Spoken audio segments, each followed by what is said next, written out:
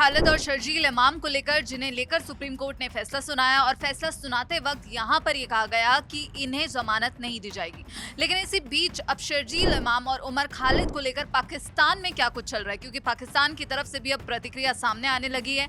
क्या है पूरा मामला, इसकी ज्यादा जानकारी के लिए हमारे साथ जुड़े हैं चेतन, उनसे जानेंगे। चेतन, आज हमने देखा कि जेएनयू में जो है पीएम मोदी के खिलाफ विवादित नारे लगे, अमित शाह के खिलाफ विवादित नारे लगे, लेकिन इसी बीच अब पाकिस्तान से क्या प्रतिक्रिया सामने आई है, क्योंकि दरअसल हाल ही में न्यूयॉर्क के जो मेयर हैं ममदानी, उनका भी बड़ा बयान सामने आया था शर्जील इमाम और उमर खालिद को लेकर। अब पाकिस्तान से क्या कुछ कहा जा रहा है? देखिए, भारत के जो सर्वोच्च न्यायालय है उसकी तरफ से उमर खालिद को और लेकर और इसी के लेकर शर्जील जो इमाम है उनको जमानत देने से साफ इनकार कर दिया गया था।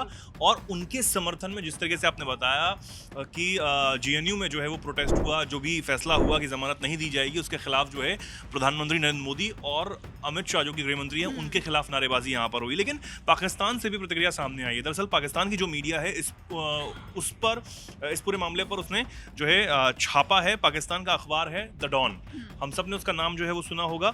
तो लगातार पाकिस्तानी मीडिया में इसको लेकर चर्चा शुरू हो गई है। द डॉन लिखता है कि सुप्रीम कोर्ट ने अपने आदेश में कहा कि लंबे समय तक जेल में रहना अपने आप में जमानत का आधार नहीं हो सकता है, क्योंकि सुप्रीम कोर्ट ने ये कहा था और उसी स्टेटमेंट को कोर्ट जो है यहाँ पर किया गया।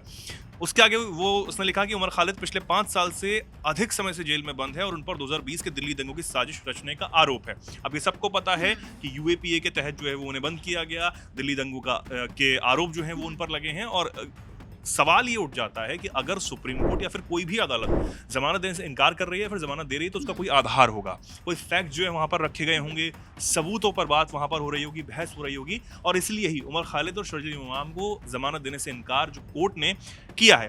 खैर, दिल्ली दंगों से जुड़ा ये मामला है वो भी आपको बता देंगे, लेकिन उससे पहले जिस तरीके से आपने जिक्र किया कि न्यूयॉर्क के जो मेयर हैं ममदानी, उन्होंने भी एक हैंड रिटन लेटर जो है वो सोशल मीडिया पर पोस्ट किया था जब उमर खालिद के माता पिता ने उनसे मुलाकात की थी। अमेरिका में उनसे मुलाकात हुई थी और उमर खालिद जो है वो कुछ दिन के लिए बाहर आए थे पैरोल पर, क्योंकि शादी में जो है उन्हें शरीक होना था बहन की। उसके बाद वो वापस जो है वो जेल में चले गए थे। ममदानी ने कहा था अपने लेटर में कि हम आपके साथ खड़े हैं, आपका इंतजार करेंगे। माता पिता जो है मुलाकात हुई है, उन्होंने जानकारी दी थी। खैर, ममदानी ने ये बात कही थी। उसके बाद जेएनयू में आज जो हुआ, जो वीडियो सामने आया, हालांकि वो आज का वीडियो नहीं है, वो देर रात का वीडियो नजर आ रहा है। अगर हम उन तस्वीरों को देखें तो वो कहीं देर रात का है।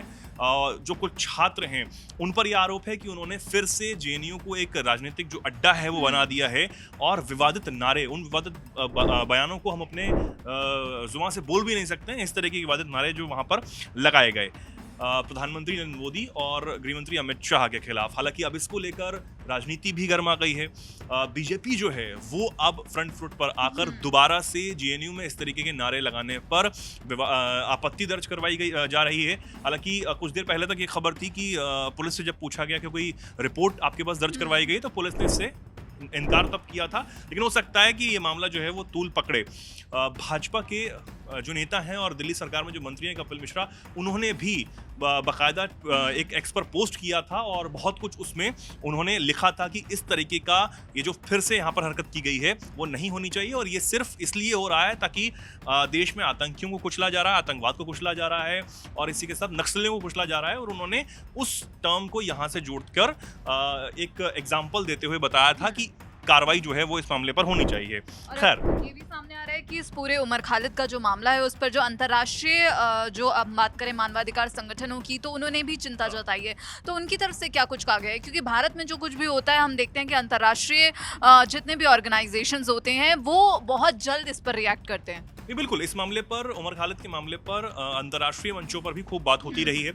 ममदानी से पहले कई अमेरिकी सांसदों ने भी एक चिट्ठी जो है वो लिखी थी और उस चिट्ठी में जिक्र किया गया था कि ये इस तरह की जो गिरफ्तारी है या फिर जमानत न देना वो कितना गलत है। उसमें उस पूरा जो ब्यौरा है वो दिया गया था उस चिट्ठी में। कई सांसदों के उसमें नाम भी थे। लेकिन ये जो पूरा मामला है ये 2020 दिल्ली दंगों से जुड़ा हुआ है, जिसमें कई लोगों की जान चली गई थी। 53 लोगों की इसमें जान चली गई थी। सीए एनआरसी प्रोटेस्ट के बाद जो दंगे हुए थे, पूरी दिल्ली एक तरीके से सहम गई थी और एक दाग जो है, काला दाग राजधानी दिल्ली पर लगा था। कई लोगों की जान चली गई थी। और उमर खालिद जो है, ये पुलिस का आरोप है। पुलिस प्रशासन ने अपने आरोपों में बताया कि उमर खालिद ने दंगों से पहले कई भड़काऊ भाषण जो है वो दिए और हिंसा की साजिश में ये व्यक्ति जो है वो शामिल था। उमर खालिद पर कई गंभीर धाराएं जो हैं वो लगाई गई हैं। सुप्रीम कोर्ट ने इसी मामले में छात्र नेता शर्जिल इमाम को भी जमानत देने से इनकार किया। यानी कि जो पूरा मामला है उन दिल्ली दंगों से जुड़ा हुआ है जिसमें कई लोगों की जान चली गई थी, कई लोग गंभीर रूप से घायल हुए थे, कई जो पुलिसकर्मी थे वो भी घायल हुए थे, उन पर भी अटैक्स जो है वो हुए थे। और एक तरीके से जो पूरा माहौल था उस वक्त दिल्ली का वो पूरी तरीके से बदल गया था। और अब क्योंकि उमर खालिद को जमानत नहीं मिल रही है, कल भी जो उनकी जमानत याचिका है वो खारिज की गई कोर्ट की तरफ से। उसके बाद न सिर्फ राजधानी दिल्ली में, देश में हम ये देख रहे हैं कि अंतर्राष्ट्रीय मंचों पर उमर खालिद को लेकर खूब आवाज जो है वो बुलंद होती हुई नजर आ रही है। लेकिन देखना होगा कि सुप्रीम कोर्ट में अगली सुनवाई जो होती है या फिर और जो मामलों में जो सुनवाई हो रही है या फिर पुलिस प्रशासन अपनी तरफ से क्या रखता है, ये दलीलें क्या दी जाती है आने वाले समय में, इस पर नज़र जो है बनी रहेगी।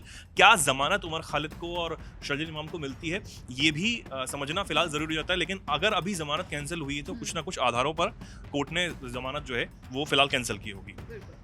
तो इस पूरे मामले पर और उमर खालिद के मामले को लेकर जो अब अंतर्राष्ट्रीय मंचों पर बात हो रही है, हमने देखा कि ममदानी की तरफ से प्रतिक्रिया आई, हमने देखा अभी पाकिस्तान ने भी इस पर प्रतिक्रिया दी है। डॉन की अगर हम बात करें तो वहाँ पर ये कुछ कहा गया है।